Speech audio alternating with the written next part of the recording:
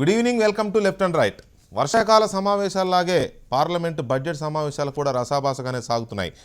అప్పుడు సుష్మా స్వరాజ్, అలాగే వసుంధరా రాజే అండ్ శివరాజ్ సింగ్ చౌహాన్ ఈ ముగ్గురు టార్గెట్ అయితే విపక్షానికి, ఇప్పుడు స్మృతి ఇరానీ టార్గెట్గా రాజ్యసభ, లోక్సభ రెండు స్తంభించిపోతున్నాయి. ఎట్టి పరిస్థితుల్లోనూ సుష్మా స్వరాజ్ని రాజీనామా చేయించాలని అప్పుడు పట్టుబట్టిన విపక్షాలు ఇప్పుడు స్మృతి ఇరానీ రాజీనామా చేస్తే తప్ప సభను నడవనించేది లేదు అంటూ పట్టుబడుతున్న పరిస్థితి కనబడుతుంది. కళ్ళ ముందు చాలా బిల్స్ ఉన్నాయి, వాటిలో కొన్ని ఇంపార్టెంట్ బిల్స్ కూడా ఉన్నాయి. ఈ బిల్స్ ఎలా పాస్ అవుతాయనే ఆందోళన అప్పుడే పార్లమెంటు వర్గాల్లో కనిపిస్తోంది. అయితే ఎందుకు స్మృతి ఇరానీని ఇంతగా రాజీనామా చేయాలని కాంగ్రెస్ కానీ ఇతర విపక్షాలు కానీ కలిసి ఎందుకు పోరాడుతున్నాయి? స్మృతి ఇరానీ చేసిన పొరపాటు ఏంటి? అలాగే ఇప్పుడు జరుగుతున్న గొడవలకి రాజ్యసభ, లోక్సభ స్తంభించిపోవడానికి సంబంధం ఏంటి అనేది ఇవాళ డిబేట్ నెంబర్ 1లో చూద్దాం.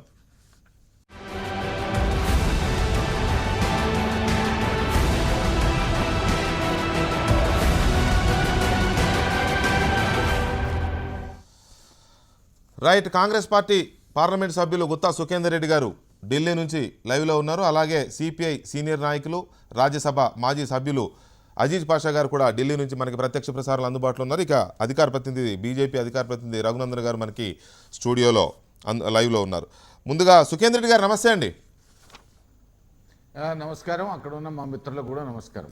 సుఖేందర్ రెడ్డి గారు, స్మృతి ఇరానీని రాజీనామా చేయాలని డిమాండ్ ఒకటి, ఆమె పైన ప్రివిలేజ్ మోషన్ ఇవ్వడం ఒకటి, కాంగ్రెస్ చేసిన పని ప్రివిలేజ్ మోషన్ కూడా ఇచ్చారు. సో ఏంటి స్మృతి ఇరానీ ఉన్న మెయిన్ అలిగేషన్స్ ఏంటి అసలు? స్మృతి ఇరానీ గారు మొన్న పార్లమెంట్లో గత వారంలో జరిగినటువంటి డిబేట్లో రోహిత్ మరణ సంఘటన విషయంలో కానీ లేకపోతే జేఎన్యూ విషయంలో కానీ సభకు తప్పుడు సమాచారం ఇచ్చారు అనేటువంటి దాంట్లోనే ఇవాళ ప్రివిలేజ్ మోషను నిన్ననే ఇవ్వడం అనేది జరిగింది. కాంగ్రెస్ పార్టీ సభను సజావుగా జరిగించాలనేటువంటి ఒక చిత్తశుద్ధితో ఉన్నది కాబట్టి రైల్వే బడ్జెట్ అప్పుడు కానీ జనరల్ బడ్జెట్ అప్పుడు కానీ మేము ఎవరం కూడా దాని గురించి పట్టించుకోలేదు. దాన్ని అందరం కూడా సజావుగా సభ జరగాలనేటువంటి ఆలోచనతోనే కాంగ్రెస్ పార్టీ ఉన్నది. అయితే మన స్మృతి ఇరానీ గారు మొన్న వాయిదా తీర్మానానికి అన్ని రాజకీయ పక్షాలు మాట్లాడిన తర్వాత వారు జవాబు ఇచ్చేటువంటి సందర్భంలో వారి ఆక్రోశాన్ని, వారికి ఉన్నటువంటి అసంతృప్తిని చాలా ఘాటుగా, చాలా, ఎందుకంటే ఆమె గొప్ప నటీమని, తర్వాత మంచి ఆడిటర్ కూడా, దాంట్లో ఎలాంటి అనుమానాలు లేవు.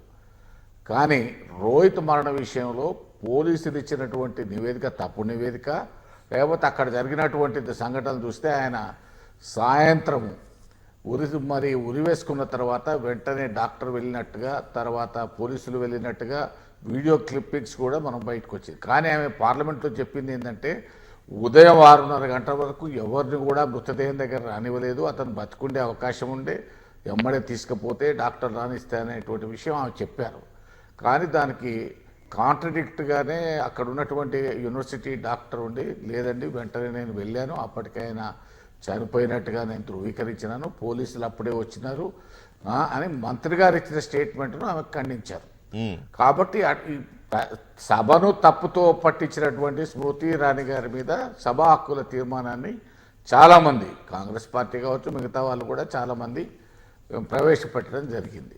కాబట్టి దాని మీద మేము కాంగ్రెస్ పార్టీ పక్షంగా స్పీకర్ గారిని అది అలో చేయండి, లేకపోతే జనరల్గా ఏముంటుందంటే దాని మీద మాట్లాడతారు, ప్రివిలేజ్ కమిటీకి పంపిస్తారు, తర్వాత ప్రివిలేజ్ కమిటీలో చర్చిస్తారు, దాంట్లో అన్ని పార్టీల వాళ్ళు కూడా ఉంటారు, ఏం జరిగేదో అంత మనకు తెలిసినటువంటి విషయమే. కానీ దీన్ని అడ్డుకోవడానికి దత్తాత్రేయ గారితో ఒక ప్రివిలేజ్ మోషన్ను సింధియా మీద, తర్వాత ఎవరైతే వాళ్ళకు వ్యతిరేకంగా మాట్లాడినారో సభలో వాళ్ళ మీద ప్రివిలేజ్ మోషన్ అధికార పార్టీ ప్రవేశపెట్టింది. ఇది సరి అయినటువంటి విధి కాదు. ఎందుకంటే వాళ్ళేం మంత్రులు, సమాధానం చెప్పాల్సినటువంటి బాధ్యత వాళ్ళకు ఉన్నది. కాబట్టి వాళ్ళు సమాధానం చెప్పేటప్పుడు కరెక్ట్ సమాధానం చెప్తే దాని సమస్య అద్దరితో ముగిసిపోయేటువంటిది. కాబట్టి సరే, దత్తాత్రేయ గారు అయితే అక్కడ సమాధానం చెప్పేటువంటి పరిస్థితులు కూడా లేవు. కాబట్టి ఆయన, ఎందుకనంటే స్మృతి ఇరానీ గారికి సంబంధించిన శాఖ కాబట్టి వారే చెప్పారు, వారు సభను తప్పుతో పట్టించారనేటువంటి విషయం చెప్పారు. కానీ ఇవాళ ఏం జరిగింది, దాన్ని ఎదుర్కోవడానికి వ్యూహాత్మకంగా వాళ్ళే దత్తాత్రేయ గారితోని నా యొక్క ఇమేజ్ను టార్నిష్ చేశారు. నేను హెచ్ఆర్డి మినిస్టర్కి రాసిన లేఖలో నేను రోహిత్ పేరు ఎక్కడ కూడా పెట్టలేదు అనేటువంటి అంశాన్ని మీద ఆయన ఇచ్చారు. కాబట్టి వీటన్నిటి వల్ల ఏంటంటే ఎప్పుడు కూడా సభా సాంప్రదాయాల ప్రకారం, చట్టం ప్రకారం, రూల్ ప్రకారం పోవాల్సినటువంటి అవసరమే ఉన్నది. దాన్ని దృష్టిలో పెట్టుకొని ఇవాళ రెండు ఉభయ సభల్లో గందరగోళం జరిగినటువంటి విషయం. రైట్, ఒక్క నిమిషం. అజీజ్ పాషా గారు నమస్కారం అండి. ఇది 12 తర్వాత జరిగినటువంటిది. 12 కన్నా ముందు ప్రశ్నోత్తరాల సమయంలో అన్నాడీఎంకే వాళ్ళు వ్యూహాత్మకంగానే ఇవాళ చిదంబరం కొడుకు మీద కేసులు పెట్టాలని, చిదంబరం మీద కేసులు పెట్టాలనేటువంటిది వాళ్ళు సభను స్టాల్ చేసినారు. 12 గంటలకు ఇవాళ ప్రివిలేజ్ మోషన్ అదే ముందుగానే కౌంటర్ స్ట్రాటజీ రెడీ అయినట్టుంది అక్కడ. అంతే నిన్న నుంచే ఎప్పుడైతే మేము ప్రివిలేజ్ మోషన్ కాంగ్రెస్ పార్టీ కానీ ఇతర పక్షాలు ఇచ్చినప్పుడు కౌంటర్గా స్ట్రాటజీ వాళ్ళు ఎట్లా రాజకీయాలు కదా ఇవి వాళ్ళు తయారు చేసినారు. కాబట్టి దాంట్లో న్యాయం ఉందా, దీంట్లో న్యాయం ఉందా అనేది మీలాంటి వాళ్ళు కానీ ప్రజలు తేల్చాల్సినటువంటి అవసరం ఉంది. రైట్, అజీజ్ పాషా గారు నమస్కారం అండి.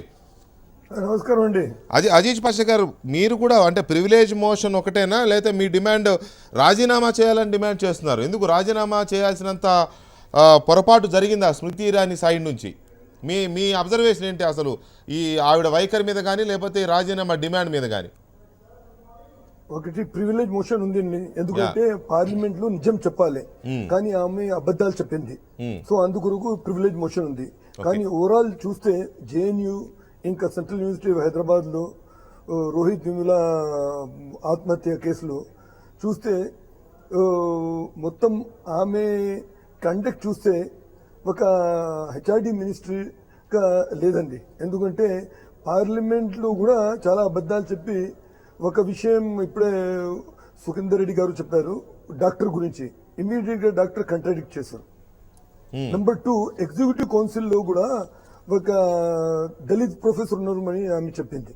అసలు చూస్తే Dalit professor as a dean of school faculty ఆయన ఉన్నారు, కానీ ఆయన కూడా వ్యతిరేకించారు ఈ విషయంలో, ఈ ఆయన మీద ఈ చర్య తీసుకోకూడదు అని. కానీ ఆ మాట ఆమె చెప్పలేదు. So clear cut picture parliament దగ్గర పెడితే అప్పుడు మీకు ఏమైనా విభేదాలు ఉండవచ్చు, విభేదాల గురించి మాట్లాడవచ్చు, మీ కాన్సెప్ట్ ఏంటి, యాంగులారిటీ ఏంటి. కానీ నిజం విషయాలకి అబద్ధాలుగా చెప్తే it is unbecoming of A central minister. So అందుకొరకు ఇంకా నెంబర్ 2 జేఎన్యూ సంగతి చూస్తే ఆమె దుర్గామాత గురించి ఒక హ్యాండ్ బిల్, అది స్పీకర్ తో పర్మిషన్ తీసుకొని లే ఆన్ ది టేబుల్ ఉండాలి, కానీ ఆమె సడన్ గా తీసుకొని ఆ మాట మాట్లాడింది. కానీ ఆ మాటలో ఎవరైనా అడగొచ్చు మీరు, ఎందుకంటే ఆమె మొత్తము చూస్తే ఈ విమర్శ లెఫ్ట్ అక్కడ స్టూడెంట్స్ పైన ఉంది, కానీ కారికులు ఎవరు, వెదర్ ఎనీ లెఫ్ట్ స్టూడెంట్స్ ఇది పబ్లిష్ చేసి సర్క్యులేట్ చేశారు అది కూడా చెప్పలేదు. కానీ అనవసరంగా అక్కడ ఒక డౌట్ క్రియేట్ చేసింది. అది కూడా అదే హెచ్ఆర్డి మినిస్టర్ పార్లమెంట్ లో స్టేట్మెంట్ ఇచ్చినప్పుడు కండక్ట్ కూడా కరెక్ట్ లేదు అని.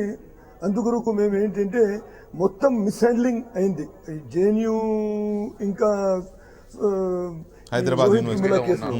సో అందుకొరకు ఆమెకి అక్కడ ఉండే అర్హత లేదు, రాజీనామా చేయాలని మేము గట్టిగా చెప్పడం జరిగింది. రైట్, రఘునందన్ గారు, ఒకటి ప్రివిలేజ్ మోషన్ ఆవిడ తప్పుదో పట్టించారు. హైదరాబాద్ సెంట్రల్ యూనివర్సిటీలో రోహిత్ వేముల ఆత్మహత్యకు సంబంధించి జరిగిన ఘటన, దాని పూర్వపరాల విషయంలో తప్పుదో పట్టించే స్టేట్మెంట్ చేశారనేది కాంగ్రెస్ పార్టీ చేస్తున్న అలిగేషన్.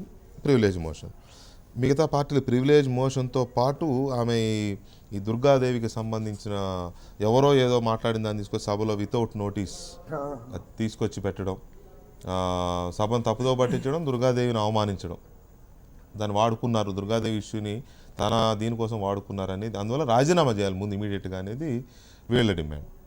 ఇప్పుడు కాంగ్రెస్ పార్టీ వ్యవహారం ఎట్లా ఉందంటే తప్పు చేసి దేశ ప్రజల ముందు దోషిగా నిలిచింది. సభలో స్మృతి ఇరానీ గారు చెప్పినటువంటి విషయాలకి సమాధానం చెప్పుకోలేనటువంటి పరిస్థితిలో ఉంది.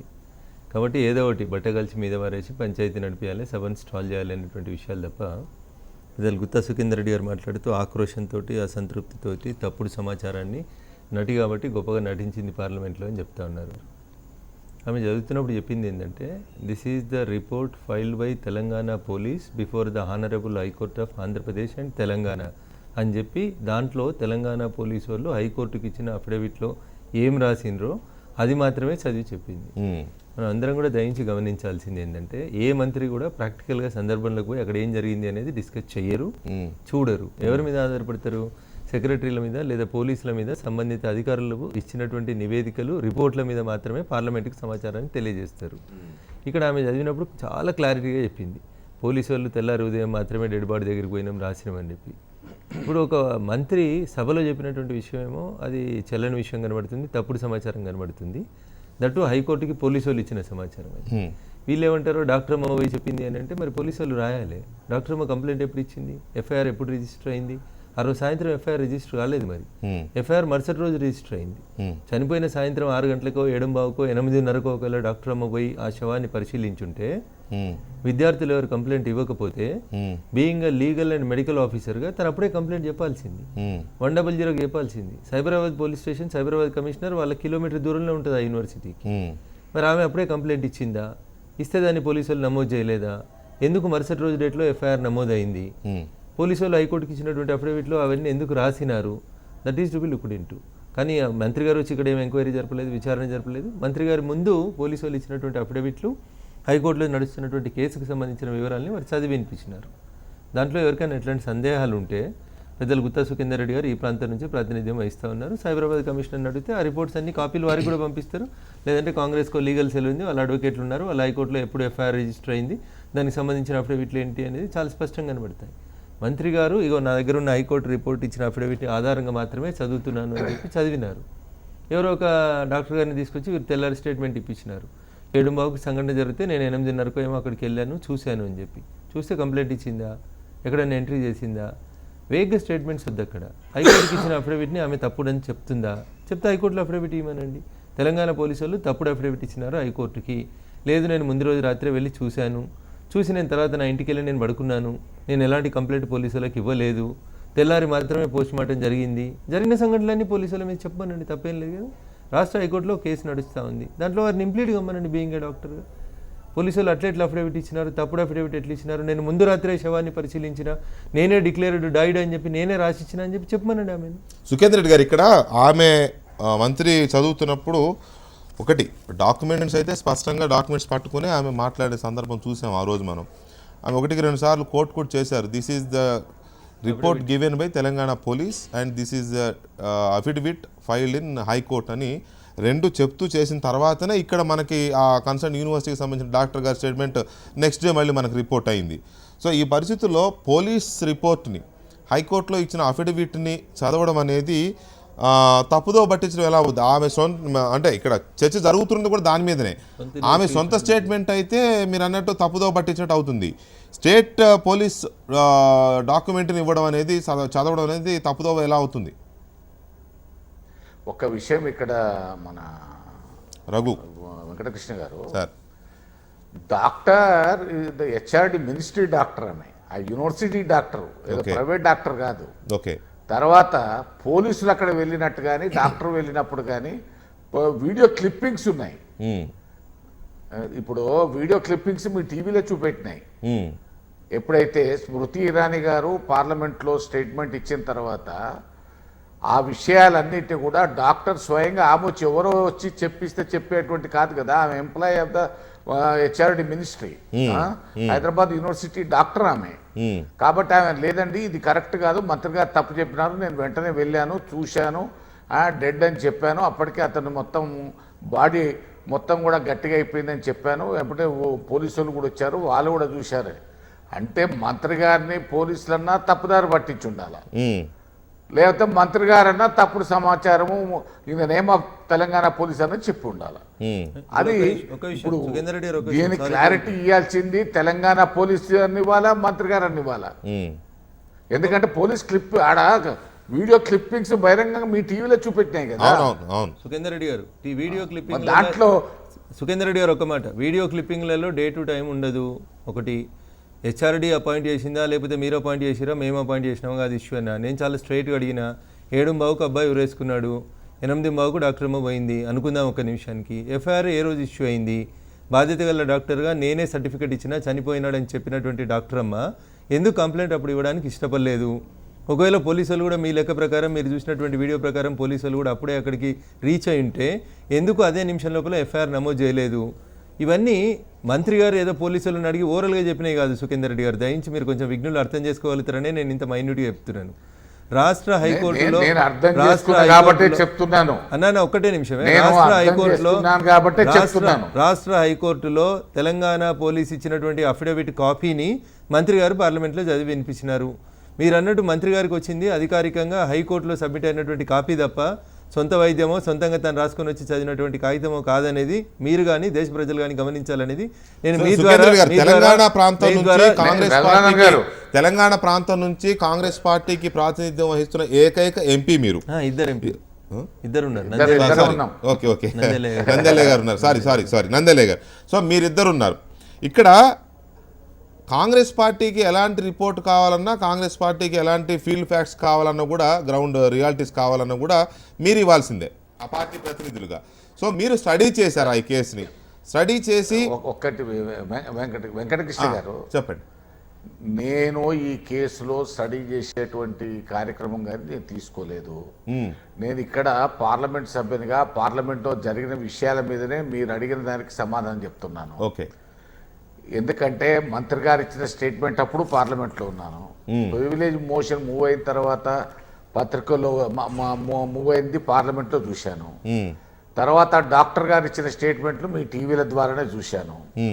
అయితే ఇక్కడ రెండు ప్రశ్నలు ఏంటంటే, తెలంగాణ పోలీస్ అన్న మంత్రిని తప్పుదోవ పట్టించాలా, లేదా మంత్రి అన్న పార్లమెంటును తప్పుదోవ పట్టించాలా? దీని మీద వాస్తవాలు ఏందనేది తెలంగాణ ప్రభుత్వం అన్నా తెలంగాణ పోలీస్ అన్నా చెప్పాలా, లేకపోతే మంత్రి గారని చెప్పాలి వాళ్ళు ఇచ్చిన ఈ డాక్యుమెంట్ ప్రకారమే నేను ఇచ్చినానని. ఇప్పుడు పార్లమెంట్లో డాక్యుమెంట్లని మాకు ఇవ్వరు కదా, ఆమె కాగితాలు చూసి చెప్తుంటది, చెప్పి ఆమె చెప్పినది అంతే. కాబట్టి ఆమె తప్పు చెప్పిందా ఒప్పు చెప్పిందా, ఆమెను తెలంగాణ పోలీసులు ఏమైనా తప్పుదోవ పట్టించినారా అనేటువంటి విషయం తేలాలి తప్ప ఏంది, ఆ విషయం తేల్చాలి తప్ప నేను కాదు కదా ఇక్కడ. అప్పుడు కానీ వాస్తవ నేనేమంటానంటే ఇప్పుడు ఒకటి వెంకటకృష్ణ గారు చెప్పండి. ఒకటి చాలా స్పష్టంగా మంత్రి గారు కూడా వాళ్ళు చెప్పారు. నేను ఇన్సిడెంట్ జరిగిన ఉదయమే తెలంగాణ ముఖ్యమంత్రి గారికి ఫోన్ చేసినాను, స్పందన రాలేదు. ముఖ్యమంత్రి గారి కూతురుకు ఫోన్ చేసినాను, స్పందన రాలేదు.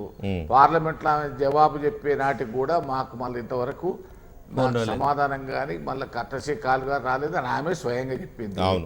కాబట్టి తెలంగాణ ప్రభుత్వం మంత్రితో తప్పుదో పట్టించిందా, మరి మంత్రి గారు పార్లమెంట్ తప్పుదో పట్టించిందా తేల్చాల్సిన అటు కేంద్ర ప్రభుత్వం మీద ఉంది తప్ప మామూలు అడిగితే దా సమాధానం రాదు. రైట్. టీఆర్ఎస్ ఎంపీ బోర్ నర్సయ్య గౌడ్ గారు టెలిఫోన్ లైన్లో ఉన్నారు. ఎంపీ గారు నమస్తే అండి. నమస్తే వెంకటకృష్ణ గారు. ఎంపీ గారు, పార్లమెంటు స్తంభించిపోతుంది, స్మృతి ఇరానీ రాజీనామా చేయాలని అనడం డిమాండ్ చేయడంతో పాటుగా ప్రివిలేజ్ మోషన్ కూడా ఇచ్చారు. మీరు లోక్సభలో ఉన్నారు కాబట్టి మీరు చూసే ఉంటారు, ఈ రోజంతా గొడవ అవుతోంది. దీంట్లో ఒకటి బీజేపీ చెప్తున్నది కానీ, స్మృతి ఇరానీ చెప్తున్నది కానీ, నేను ఆ రోజు చేసిన స్టేట్మెంట్ పూర్తిగా పోలీస్ అఫిడవిట్, కోర్టులో ఏదైతే అఫిడవిట్ వేశారో ఆ అఫిడవిట్ ఆధారంగానే, పోలీస్ రిపోర్ట్ ఆధారంగానే నేను మాట్లాడాను, నా సొంత మాటలు కాదని ఆమె చెప్తోంది, బీజేపీ చెప్తోంది. ఇక్కడ కాంగ్రెస్ ఏమో ఒకవేళ ఏది నిజమో ఏది అబద్ధం అనేది అయితే మంత్రి గారికి తెలవాలా, లేకపోతే తెలంగాణ పోలీస్కి తెలవాలా. బట్ ఈ విషయంలో మాత్రం ఆ డాక్టర్ గారు ఇచ్చిన స్టేట్మెంట్ ఆధారంగా చూస్తే స్మృతి ఇరానీ గారు parliamentary video clippings and doctor statement ఈ రెండింటి ఆధారంగా పార్లమెంటుని తప్పుదోవ పట్టించారు కాబట్టి ప్రివిలేజ్ మోషన్ ఇచ్చాం అనేది కాంగ్రెస్ పార్టీ చేసిన డిమాండ్. ఈ మొత్తం ఎపిసోడ్ ఆ రోజు ఆమె మాట్లాడిన తర్వాత ఈ రోజు వరకు ఎక్కడా కూడా టీఆర్ఎస్ పార్టీ వైపు నుంచి కానీ, తెలంగాణ రాష్ట్ర ప్రభుత్వం వైపు నుంచి కానీ ఎక్కడా స్పందన కనిపించలేదు. పోలీసుల వైపు నుంచి కానీ, లేదా ముఖ్యమంత్రి గారికి నేను ఫోన్ చేశాను స్పందించలేదు, తర్వాత మాట్లాడిస్తాం బిజీగా ఉన్నారని వాళ్ళు ఎవరో చెప్పారు అన్న దాని మీద కానీ ఎలాంటి ఇది రాలేదు. అసలు తెలంగాణ పోలీస్ కానీ తెలంగాణ ప్రభుత్వం కానీ ఏం చెప్పదలుచుకుంది? స్మృతి ఇరానీ గారి స్టేట్మెంట్ రాంగా రైటా, పోలీస్ రిపోర్ట్ కరెక్టా, పోలీస్ రిపోర్ట్ రాంగా? నర్సయ్య గారు. ముఖ్యంగా అంటే ఈ విషయంలో లోతులకు వెళ్తే అసలు సమస్య ఏంటి, అక్కడ ప్రధానంగా కేంద్రీయ విద్యాలయాల్లో అనేక అంటే గత 10-15 సంవత్సరాలుగా సేమ్ యూనివర్సిటీ ఆఫ్ హైదరాబాద్ లో సంబంధించిన 10-15 మంది విద్యార్థులు ఆత్మహత్య చేసుకున్నారు. అవును అందులో అత్యధిక మంది బడుగు బలహీన వర్గాలకు చెందినవారు. అవును దళితులు అత్యధిక కాదు, అందరూ దళితులు 13 మంది చనిపోయారు. 13 మందిలో 8 మంది దళితులు ఉన్నారు. దళితులు బీసీలే ఉన్నారు. అవును ఒక ఓసీ ఉన్నాడు. ఉమ్, ఈ యొక్క ప్రధాన సమస్య ఏంటి? ఇక్కడ ఉన్నటువంటి ఒక అటానమీ వల్ల దాన్ని ఒక హెగమోనీ తయారు చేసేసి ఉమ్, అక్కడ విశ్వవిద్యాలయం అనేది ఒక స్వయం ప్రతిపత్తి ముసుగులో ఉమ్, ఒక రకమైనటువంటి ఒక విద్యార్థుల మీద ఒక అణిచివేత ధోరణి, అంటే ప్రశ్నిస్తే అణిచివేయాలని ఒక ధోరణిలో పోతున్నారు. ఉమ్, దాన్ని సమస్య మనం పరిష్కరించాలి. ఆ, మాకు సంబంధించిన వరకు ఉమ్, ఆ సమస్యను శాశ్వతంగా పరిష్కరించే మెకానిజం ఏర్పాటు చేయాలనేది సమస్య. ఉమ్, ఆ బాబు సెకండ్ రోహిత్ అనే బాబు చనిపోవడం అందరికి బాధాకరం. ఇదివరకు చాలా చనిపోయిండు, కనిపింపు కాలేదు. ఇప్పుడైనా ఈ యొక్క అంశాన్ని మొదలు పెట్టుకొని ఉమ్, ఇలాంటి ఘటనలు పునరావృతం కావాలనేది ఉమ్, కావద్దనేది మా యొక్క ఉమ్. అభిలాష. నో డౌట్ అంటే అందులో దురదృష్టవశాత్తు ఆ, ఇక్కడ ఏమైందంటే ఉమ్, దీన్ని ఒక పొలిటికల్ యాంగిల్, ఇప్పుడు కాంగ్రెస్ పార్టీ కానీ ఇతరత్ర పార్టీ కానీ దీని నుంచి ఎంత పొలిటికల్ మైలేజ్ తీసుకోవాలనే ప్రయత్నంలో ఉమ్, అసలు విషయం పక్కకు పోయింది. ఉమ్, ఇది 2 రాజకీయ పార్టీలకు సంబంధించిన విషయంగా మారిపోయింది. ఉమ్, ఇకపోతే స్మృతి ఇరానీ స్టేట్మెంట్ కానీ ఉమ్, లేకుంటే మరి అక్కడ ఉన్నటువంటి జ్యోతిరాజు సింధియా స్టేట్మెంట్ కానీ ఉమ్, వీళ్ళిద్దరు ఒకరి మీద పరస్పరంగా ఈ ప్రివిలేజ్ మోషన్స్ జరిగింది. ఉమ్, అంతిమంగా ఏం జరుగుతుంది? ఉమ్. అసలు సమస్య పక్కకు పోయింది. ఓకే, అది మీరు అన్నది రాజకీయం చేస్తున్నారు, రాజకీయం అయిపోయింది, అసలు సమస్య పక్కకు పోయింది, ఆత్మహత్యకు కారకులు ఎవరు ఇది తేలాలి, ఇది తేలకుండా ఎక్కడెక్కడో తిరుగుతున్నారు వీళ్ళు అనేది వాస్తవం, ఒప్పుకుందాం మనం. కానీ ఇక్కడ ఇవాళ స్మృతి ఇరానీ రాజీనామా చేయాలనేది మెయిన్ డిమాండ్. గత సమావేశాల్లో సుష్మా స్వరాజ్ రాజీనామా చేయాలి, ఇప్పుడు స్మృతి ఇరానీ రాజీనామా చేయాలి. ఎందుకంటే వాళ్ళ ఆరోపణలు వాళ్ళకు ఉన్నాయి, పార్టీలకు విపక్షాలకు. ఇప్పుడు సుఖేందర్ రెడ్డి గారు మాట్లాడిన దాంట్లో కూడా మేము ప్రివిలేజ్ మోషన్ ఇచ్చాము, ఇక్కడ పోలీస్ సంబంధించిన వీడియో క్లిప్పింగ్స్ చూసాం, మేము డాక్టర్ గారి స్టేట్మెంట్ చూసాం, కాబట్టి స్మృతి ఇరానీ తప్పుడు రిపోర్ట్ ఇచ్చింది. అది తప్పు రిపోర్టా కరెక్ట్ రిపోర్టా అనేది తేల్చాల్సింది తెలంగాణ పోలీస్, తెలంగాణ గవర్నమెంట్ అనేది వారు డిమాండ్ చేస్తున్న మాట. నిజంగా కూడా ఈ ఎపిసోడ్ స్టార్ట్ అయిన దగ్గర నుంచి స్మృతి ఇరానీ గారు పార్లమెంట్లో మాట్లాడిన దగ్గర నుంచి ఈ రోజు వరకు మీ పార్టీ వైపు నుంచి కానీ గవర్నమెంట్ వైపు నుంచి కానీ మినిమం స్పందన లేదు, క్లారిటీ లేదు, క్లారిఫికేషన్ లేదు. ఎందువల్ల? మేము చాలా క్లియర్ గా ఉన్నామండి. మా క్లియర్ ఏంటంటే అంతిమంగా మా interest is not politics. No no no నేను కూడా పాలిటిక్స్ అనడం లేదు సార్. ఎంపీ గారు దయచేసి ఒక్క మాట, ఏది ముందు జరిగింది? ఆమె డాక్టర్ గారు చెప్పినట్టుగా చనిపోయిన గంటకే నేను వెళ్ళాను అని ఆమె చెప్తోంది. మరుసటి రోజు ఉదయం 6 గంటల వరకు వెళ్ళలేదు, ఎవరు ట్రీట్మెంట్ కూడా లేకుండా చేశారు అని స్మృతి ఇరానీ గారు పార్లమెంట్లో చెప్పారు. కోర్టులో వేసిన అఫిడవిట్ ఆధారంగానే ఆమె అంటోంది. ఈ రెండింటిలో ఏది కరెక్ట్? ఒకటి. రెండోది, ముఖ్యమంత్రి గారికి నేను ఫోన్ చేశాను, 4 రోజులైంది, ఇప్పటివరకు నాకు కటసీ కాల్ కూడా రాలేదు అని ఇంకొక ఓపెన్ కామెంటే చేశారు ఆమె పార్లమెంట్లో. సో ఈ రెండింటికి సంబంధించి మీరేమైనా చెప్పదలుచుకున్నారా? ఇప్పుడు అంతిమంగా ఏంటంటే అక్కడ ఉన్నటువంటి మంత్రి గారు స్టేట్మెంట్ ఏం చెప్పారు, as per the police record అది. యాక్చువల్లీ మేమైతే పోలీస్ రికార్డ్ అయితే నేను చూడలేదు. మేము బిట్వీన్ ద లైన్స్ పోదలుచుకోలేదు. అది పోలీసు ఏదైతే ప్రాథమిక రిపోర్ట్ ఇచ్చిందో, ఎఫ్ఐఆర్ లో ఏం పొందుపరిచారో అంతిమంగా ఆ విషయం పోలీస్ వాళ్ళు చెప్పాల్సిన అవసరం ఉన్నది. With due respects Sukhender Reddy గారికి అండ్ నర్సయ్య గౌడ్ గారికి, విత్ డ్యూ రెస్పెక్ట్స్ నా ఇదేంటంటే, నా అభ్యంతరం ఏంటంటే మీ ఇద్దరి మీద కూడా మీరు వచ్చే ముందు సుఖేందర్ రెడ్డి గారిని అడిగాను, కాంగ్రెస్ పార్టీకి ఉన్న 2 ఎంపీలు తెలంగాణలో మీరేమైనా స్టడీ చేశారా అని. వారు నేను స్టడీ చేయలేదు, లోక్సభలో మంత్రి గారు మాట్లాడిన దాన్ని బట్టే నేను మాట్లాడుతున్నాను అని వారు అన్నారు. క్లిప్పింగ్స్ చూసి మాట్లాడుతున్నాను అన్నారు, అది కూడా టీవీలో చూసి మాట్లాడుతున్నాను అని వారు అన్నారు. మీరు అంటున్నారు నేను ఆ రిపోర్ట్లు చూడలేదు, ఏం చూడలేదని మీరు అంటున్నారు. సార్ మీరు తెలంగాణ నుంచి రిప్రజెంట్ చేస్తున్నారు సార్, ఇష్యూ ఇక్కడ జరిగింది సార్ హైదరాబాద్ సెంట్రల్ యూనివర్సిటీలో. మీరు కదా ముందు స్టడీ చేయాలి. అక్కడ జరుగుతున్న ఏ లోక్సభలో కానీ రాజ్యసభలో కానీ ఏ గొడవ జరిగినా కూడా మీరు కదా స్టడీ చేయాలి, మీరు కదా మాట్లాడాలి. మీరు ఒకటి వెంకటకృష్ణ గారు, మినిమం స్టడీ కూడా వెంకటకృష్ణ గారు, చేయలేదంటే ఎలా ఇది ఎలాగా రెస్పాన్సిబిలిటీ అవుతుంది? వెంకటకృష్ణ గారు, ఒక్క నిమిషం సార్, సుఖేంద్ర రెడ్డి గారు ఒక్క నిమిషం. నర్సయ్య గౌడ్ గారు చెప్పండి, మీరే యాజ్ ఎంపీ ఉమ్, మా సమస్యల్లో అక్కడ ఉన్నటువంటి ప్రధాన సమస్య దాని పరిష్కారం. ఆ, 2 అది ఆత్మహత్య అని దాదాపు అందరికి తెలుసు. పక్కా అక్కడ ఉన్నటువంటి ప్రొఫెసర్స్ తో అందరితోని అక్కడ ఉన్న విద్యార్థులతో ఇంటరాక్ట్ కావడం జరిగింది. ఉమ్, ప్రధానంగా మేము మొదటి నుంచి మీరు ఏం చేస్తున్నా అంటే ఇప్పుడు మీరు ఇక్కడ స్మృతి ఇరానీ చెప్పిందా చెప్పలేదా, ఎక్కడైనా కూడా మానవీయత దృక్పథంతో కాకుండా యాజ్ అప్లికేషన్ ఖచ్చితంగా ఎవరైనా డాక్టర్లు పిలుస్తారు, చూస్తారు.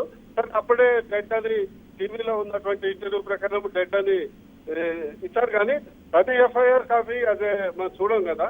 అవును. క్వశ్చన్ ఏంటంటే ఇది ట్రై టు మా రిక్వెస్ట్ ఏంటంటే మీరు మా విజ్ఞప్తి ఏంటంటే అసలు ఈ సమస్యకు పరిష్కారం ఏంటనేది మొదలు దొరకాలి. ఎందుకంటే ఇది ఒక్కటే కాదు, ప్రతి సెంట్రల్ యూనివర్సిటీలో జరుగుతున్నటువంటి సమస్య ఇది ప్రధానంగా.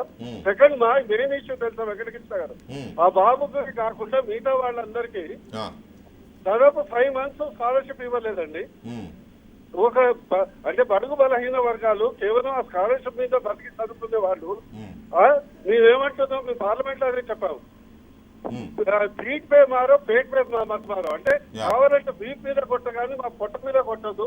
దానికి ప్రధాన కారణం 5 నెలలు ఆ పిల్లగాడికి స్కాలర్షిప్ ఇవ్వకుంటే ఎటు పోవాలో, ఎక్కడ తినాలో, ఎక్కడ ఉండాలో మరి ఎలాంటి పర్మిషన్ అనేది చేయొద్దు, పొట్ట మీద అయితే కొట్టద్దు కదా. ఉమ్. అది మా సమస్య. రైట్. నర్సయ్య గౌడ్ గారు ఒక్క నిమిషం నర్సయ్య గౌడ్ గారు, సుఖేంద్ర రెడ్డి గారు, ఇక్కడ వాట్ ఈజ్ ఫ్యాక్ట్, అసలు ఏది నిజం ఏది అబద్ధం, ఫ్యాక్ట్ ఫైండింగ్ చేయాల్సింది మీరు. అంటే ఈ ప్రాంత ప్రజాప్రతినిధిగా పార్లమెంట్కి ప్రాతినిధ్యం వహిస్తున్నారు కాబట్టి మీరు కానీ నర్సయ్య గౌడ్ గారు కానీ, లేకపోతే అంటే in the interest of society, in the interest of students, నేనేమి మీ మీద బాధ్యత ఉంది అనేది కాదు ఇక్కడ, in the interest of society, in the interest of politics. So ఇదేది జరగకుండా. వెంకటకృష్ణ గారు చెప్పండి. వెంకటకృష్ణ గారు చెప్పండి సార్. ఇప్పుడు పార్లమెంట్లో స్మృతి ఇరానీ గారు ఇచ్చిన స్టేట్మెంటు తెలంగాణ పోలీసు హైకోర్టుకి ఇచ్చిన అఫిడవిట్ అని ఆమె చెప్తుంది. ఉమ్, తెలంగాణ పోలీసులు తర్వాత హెచ్ఆర్డి డిపార్ట్మెంట్ యూనివర్సిటీ డాక్టర్ గారు లేదండి నేను ముందలే పోయాను చూశాను, నేను చూసిన తర్వాత పోలీసు వాళ్ళు కూడా వచ్చారు అదే ఈవినింగ్ అనేటువంటిది ఆమె చెప్పింది. అసలు తెలంగాణ పోలీసులు తప్పుడు సమాచారం మంత్రి గారికి ఇచ్చినారా, కేంద్ర ప్రభుత్వానికి పంపినారా లేదా అనేటువంటిది 2 ప్రభుత్వాలు చెప్పాలి తప్ప మేము పోయి ఆ ఎఫ్ఐఆర్ కాపీలను కానీ లేకపోతే వాళ్ళు ఇచ్చినటువంటి స్టేట్మెంట్లను కానీ మేము చూసే పరిస్థితి ఉన్నది కదా. కాబట్టి ఇప్పుడు పార్లమెంటు ముందు మంత్రి ఏం చెప్పినాడు, పార్లమెంటుకు కన్నా బయట ఆ డిపార్ట్మెంట్కి సంబంధించిన డాక్టరు పోలీసు చెప్పిన వాళ్ళ క్లిప్పింగ్సే ఇంపార్టెంట్, అవే మనం చూస్తాం. మీరు కానీ మేము కానీ లోపలికి వెళ్ళి ప్రతి కాగితాన్ని ప్రతి అంశాన్ని మనం చూడం. కాబట్టి ఇప్పుడు బాధ్యత ఏంటంటే స్మృతి ఇరానీ గారిది కానీ లేకపోతే తెలంగాణ ప్రభుత్వాన్ని కానీ వాస్తవాలు చెప్పాల్సిన బాధ్యత వాళ్ళ మీద ఉన్నది. దాంతో సమస్య పరిష్కారం అవుతుంది. కానీ ఇప్పుడు వాస్తవాలు చెప్తేనే ప్రివిలేజ్ మోషన్ ఇచ్చారు కదా గుత్తా గారు, వాస్తవాలు చెప్తే మీరు వాస్తవాలు కాదంటున్నారు, వాస్తవాలు చెప్తే మీరు వాస్తవాలు కాదంటున్నారు. బాధ్యత గల మంత్రి చెప్తే వాస్తవం కాదు. చెప్పారు కదా, ఒక్క నిమిషం అన్న, బాధ్యత గల మంత్రి చెప్తే వాస్తవం కాదు, బాధ్యత గల పోలీసు వాళ్ళు హైకోర్టుకు అఫిడవిట్ ఇస్తే వాస్తవం కాదు. మనం ఎవరం దాన్ని చూడము, చదవము. డాక్టర్ చెప్పిన తప్పు టీవీలలో వచ్చింది తప్పేనా? గుత్తా సుఖేందర్ రెడ్డి గారు, డాక్టర్లు, టీవీ ఛానళ్ళు, బ్రైబింగ్లు, బయట మాట్లాడుకునే అన్ని కూడా హైకోర్టులు నమ్మితే ఈ పాటికి దేశంలో సగం మంది రాజకీయ నాయకులకు శిక్ష పడుతుండే, ఉరి శిక్షలు కూడా అమలు అయిపోతుంటుండే. మీరు దయించి నేను అడుగుతుంది ఏంటంటే, హైకోర్టుకి అఫిడవిట్ ఆన్ రికార్డులో సంతకం పెట్టించిరు. నేను డ్యూటీ డాక్టర్ని కూడా అడుగుతున్నా, అది ఇచ్చిరా ఇవ్వలేదా ఎవరికి తెలుసాయా? అంటే అంత బ్లేటెంట్ యా మేము చూసినామన్నా, మేము రామచంద్రరావు గారి కేసులో హైకోర్టులో అపీర్ అవుతున్నాం కాబట్టి చూసినాము. తర్వాత మంత్రి గారు కాగితం పట్టుకొని వచ్చింది, మీరు తీసుకొచ్చినటువంటి సమాచార హక్కు చట్టం భారతదేశంలో గొప్పగా ఉంది, మీరు తీసుకొచ్చిన సమాచార హక్కు చట్టం మీకు అవైలబుల్ ఉంది. నిజంగా మీకు సమస్య మీద చిత్తశుద్ధి ఉంటే కాగితాలన్నీ తెచ్చి పరిశీలించి చదివి ఏసీగా మీరు ఇక్కడ తప్పు చేసిరు అని చెప్తారు. ఏం లేకుండానే ఉత్తర వేగంగా ఎట్లన్నా పార్లమెంట్ స్టాల్ చేయాలి. ఒకవేళ తెలంగాణ ప్రభుత్వం ఇచ్చినటువంటి అఫిడవిట్ కరెక్ట్ అయితే, మంత్రి గారు సభకు చెప్పింది కరెక్ట్ అవుతుంది కదా గుత్తా గారు, అట్లాంటప్పుడు సభ సమయాన్ని మీరు వృధా చేస్తున్నట్టు కాదా? రఘునందన్ గారు తమరు పార్లమెంట్కి వచ్చినప్పుడు తెలుస్తుంది. కానీ ఇవాళ మీ దత్తాత్రేయ గారు ఎందుకు ఇచ్చినాడు ప్రివిలేజ్ మోషన్, దానికి సమాధానం చెప్పండి. రైట్, చెప్తానన్నా, చెప్తాను, మేము- స్ట్రైట్ గా మేము- చెప్తాను. స్టార్ సింధియా గారు పెట్టాం సింధియా గారు అనుకున్నాం. మీ దత్తాత్రేయ గారు ఎందుకు పెట్టారు ప్రివిలేజ్ మోషన్? చెప్తాను, ఒక నిమిషం వినండి. నేను సభ్యుని కాకపోయినప్పటికీ కూడా ప్రివిలేజ్ మోషన్ దత్తాత్రేయ గారు ఎందుకు ఇచ్చారనేది నేను చదివి చెప్తాను మీకు. ఆయన ఏమన్నారంటే మాధవరావు జ్యోతిరాదిత్య సింధియా గారు మాట్లాడుతూ తనన్న మాట ఏంటంటే, how Dattatreya will write a letter stating that Rohith Vemula is casteist, anti nationalist and doing some anti national activities in the universities అని మంత్రి గారు పేరు తీసుకొని జ్యోతిరాదిత్య సింధియా గారు మాట్లాడినరు. దత్తాత్రేయ గారు ఇచ్చిన ప్రివిలేజ్ నోటీస్లో ఏం రాసిండ్రంటే, నేను రాసిన ఉత్తరంలో ఎక్కడ కూడా రోహిత్ వేముల గారి పేరు తీసుకోలేదు. ఆ యూనివర్సిటీలో కొన్ని ఇట్లాంటి సంఘటనలు జరుగుతున్నాయని నా దృష్టికి వచ్చినప్పుడు పరిశీలించి యూనివర్సిటీ స్థితిగతుల్ని పరిస్థితులని మెరుగుపరచండి అని మాత్రమే నేను ఉత్తరం రాశాను, కానీ రోహిత్ వేముల అనేటువంటి పేరు పదం నేను ఎక్కడ వాడలేదు.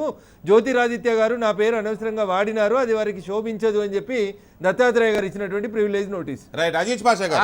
అది అజీజ్ ఒక్క నిమిషం, సుఖేంద్ర గారు ఒక్క నిమిషం. మోషన్ ఇస్తారా? సుఖేంద్ర గారు ఒక్క అరే, నిమిషం. ఇది రాజకీయమైనటువంటి ప్రివిలేజ్ మోషన్ కాదా? మీరు చేస్తేనేమో రాజకీయం, మేము చేస్తేనేమో రాజకీయం అన్నా, మీరు చేస్తే ఏమనాలి? మేము అరే నువ్వు మంత్రివయ్యా, కాగితాలు చూడకుండా పోలీసు వాళ్ళు ఇచ్చిన అఫిడవిట్లు చదవకుండా హెచ్ఆర్డి మినిస్టర్ 5 లెటర్స్ రాసింది. రోజు కొన్ని కోట్లు ప్రభుత్వ ధనం ఖర్చు పెట్టి పార్లమెంటు నడిపితే అన్న కాగితాలు చదవకుండా అఫిడవిట్లు చూడకుండా ఎఫ్ఐఆర్లు చదవకుండా ఏదో ఒకటి ప్రతిపక్షాలు ఉన్నాయి కాబట్టి ఆరోపించి పార్లమెంటు నడవనీయకపోతే అన్న మీలాంటి సీనియర్లు దాన్ని ఎట్లా సమర్థిస్తారన్నా? ప్రతిపక్షంలో ఎవరున్నా జరుగుతున్నది అదే. మేము కరెక్ట్ విషయాలనే సమర్థిస్తాము. ఎవరు ప్రతిపక్షంలో విన్నారా? రైట్, అది అజీజ్ పాషా గారు. అది అజీజ్ పాషా గారు ఇక్కడ నిజంగానే పదవిలో ఒక్క నిమిషం సుఖేంద్ర రెడ్డి గారు. అజీజ్ పాషా గారు, ఇక్కడ ఎవరున్నా కూడా పార్లమెంట్ లో ఒక మంత్రిగా విషయం ప్రవేశపెట్టే ముందుగా క్రాస్ చెక్ చేయాలి. ఆయన మొత్తం ఈ తెలంగాణ పోలీస్ పైన ఆధారపడి ఆ విషయం చెప్తున్నారు. అవును, అసలు ఈ పోలీస్ రిపోర్ట్ పైన ఆధారపడి ఉంటే ఇప్పుడు జేఎన్యూలో కూడా మీరు చూస్తున్నారు, ఇక్కడ పోలీస్ కమిషనర్ బస్సీ గారు లేకుంటే ఢిల్లీ పోలీసు రిపోర్ట్ సబ్మిట్ చేయడం జరిగింది. కానీ ఈ విషయం పైన ఈవెన్ హైకోర్టు జడ్జ్ చాలా స్ట్రాంగ్ గా అడిగారు, మీ స్టేటస్ రిపోర్ట్ లో కొన్ని విషయాలు లేదు అని. సో ఓన్లీ పోలీస్ రిపోర్ట్ పైన ఆధారపడి ఉంటే కాదు, యాజ్ ఎ మినిస్టర్ పార్లమెంట్ లో ప్రవేశపెట్టే ముందుగా క్రాస్ చెక్ చేసి ఒక బాధ్యత రహితంగా పెట్టాలని నా సూచన అండి. అజీజ్ పాషా గారు, నాదొక విజ్ఞప్తి. ఢిల్లీ పోలీసులు నమోదు చేసినటువంటి దేశద్రోహం కేసు లేదా సెడేషన్ మీకు నచ్చలే, నాకు నచ్చలేదు, రాజకీయ పార్టీలకు నచ్చలేదు. 15 రోజుల నుంచి ఢిల్లీ హైకోర్టు ముంగట పిటిషన్ పెండింగ్లో ఉంది. సుప్రీంకోర్టుకు పోతే హైకోర్టు కొమ్మని చెప్పింది. పెద్దలు చాలామంది న్యాయ కోవిదులు, పాల్కి వాళ్ళాలు, సోలి సురాబ్జులు ఆర్గ్యుమెంట్ చేస్తున్నారు. ఎందుకు ఒకవేళ ఢిల్లీ పోలీసు వాళ్ళు తప్పు చేస్తే మీరు తప్పు చేసిర్రు, కన్నయ్య కుమార్ అరెస్టే తప్పు, సెడేషన్ కేసు పెట్టుడే తప్పు, కాబట్టి ఈయనకు బెయిల్ ఇస్తున్నాము అని చెప్పొచ్చు కదా. 15 రోజుల నుంచి ఎందుకు పెండింగ్ లో ఉంటుంది సార్? 15 రోజుల నుంచి ఎందుకు పెండింగ్ లో ఉంటుంది సార్? ఢిల్లీ పోలీసు వాళ్ళు ఇస్తేనేమో ఒక న్యాయం అంటారు, తెలంగాణ పోలీసు వాళ్ళు ఇస్తే అన్యాయం అంటే ఎట్లా? అజీజ్ పాషా గారు, ఇక్కడ అందరూ సీనియర్లే. అజీజ్ పాషా గారు చెప్పడం లేదు, నేను ఒక ఉదాహరణ ఇచ్చాను. మీరు అన్నది కరెక్టే. రిపోర్ట్ పైన మీరు బ్లైండ్ ఫేత్ పెడితే ఎట్లా? బ్లైండ్ ఫేత్ కాదు, it is an affidavit submitted before the honorable high court sir. నేను చెప్తున్నాను sir, it is a documentary evidence sir, it is a documentary evidence, it is an affidavit submitted to the high court sir, honorable high court. పోకూడదు అని నేను చెప్పేది. ఇక్కడ ఒక మౌలికమైన అంశాన్ని మనం విస్మరిస్తున్నామేమో అనిపిస్తుంది. స్టేట్లో అది సెంట్రల్ యూనివర్సిటీ అయినా ఇంకో యూనివర్సిటీ అయినా లా అండ్ ఆర్డర్ స్టేట్ గవర్నమెంట్ దగ్గర ఉంటుంది. కాబట్టి మీరు అన్న దాంట్లో ఒక వ్యాలిడ్ పాయింట్ ఏంటంటే ఢిల్లీ పోలీసు సెంట్రల్ గవర్నమెంట్ కంట్రోల్లో ఉంటుంది కాబట్టి ఢిల్లీ పోలీస్ చేసినా సెంట్రల్ గవర్నమెంట్ చేసినా ఒకటే అక్కడ. కానీ as far as Hyderabad is concern, ఇక్కడ law and order Telangana government చేతిలో ఉంటుంది. సో ఏది కావాలన్నా కూడా ఇక్కడ జరిగింది వాట్ ఈస్ వాట్ చెప్తున్నానండి సార్. అదే మీరు అన్నది ఒకటే కానీ రైట్. ఇక్కడ ఏదైనా ఇక్కడ జరిగింది ఏంటి అనేది ప్రైమరీగా పోలీస్ రిపోర్ట్ మీదనే ఆధారపడాలి ఏ గవర్నమెంట్ అయినా కూడా. సో ఈ పోలీస్ ఇచ్చిన గవర్నమెంట్ కోర్టుకి ఇచ్చిన అఫిడవిట్ ఆధారంగా నేను చెప్తున్నాను అని చెప్పేది అయితే తెలంగాణ ప్రభుత్వం చెప్పాలి అది కరెక్ట్ అని, లేదా మేము ఎలాంటి అఫిడవిట్ ఇవ్వలేదు, స్మృతి ఇరానీ గారు చదివిన అఫిడవిట్ తప్పని తెలంగాణ గవర్నమెంట్ చెప్పాలి, సుఖేంద్ర రెడ్డి గారు డిమాండ్ చేసినట్టుగా. అది కరెక్ట్. అది అయితే తెలంగాణ గవర్నమెంట్ స్పందించలేదు, ఇంతవరకు స్పందించలేదు. ఎందుకని? అది నిజానిజాలు తెలియాలంటే తెలంగాణ పోలీస్ కానీ తెలంగాణ గవర్నమెంట్ వైపు నుంచి కానీ ఒక క్లారిటీ రావాలి. అసలు రోహిత్ వేముల ఆత్మహత్య చేసుకున్నప్పుడు ఏం జరిగింది, స్మృతి ఇరానీ గారు చదివింది కరెక్టా కాదా అనేది తెలియాలి. తెలంగాణ గవర్నమెంట్ స్పందించలేదు. దీని ఎందుకని అనుకుంటున్నారు అజీజ్ పాషా గారు? సార్ ఎస్ సార్, నేను చెప్పేది ఏంటంటే ఓన్లీ పోలీస్ రిపోర్ట్ పైన ఆధారపడి ఉంటే అది కరెక్ట్ కాదు అని నేను చెప్తున్నాను. ఎవరి మీద ఆధారపడాలి? బీజేపీ కార్యకర్తల మీద ఆధారపడతారా? మెకానిజం కూడా ఉంది, ఆ మెకానిజం కూడా యూటిలైజ్ చేస్తే అప్పుడు క్లియర్ కట్ పిక్చర్ మన ముందుగా వచ్చేది.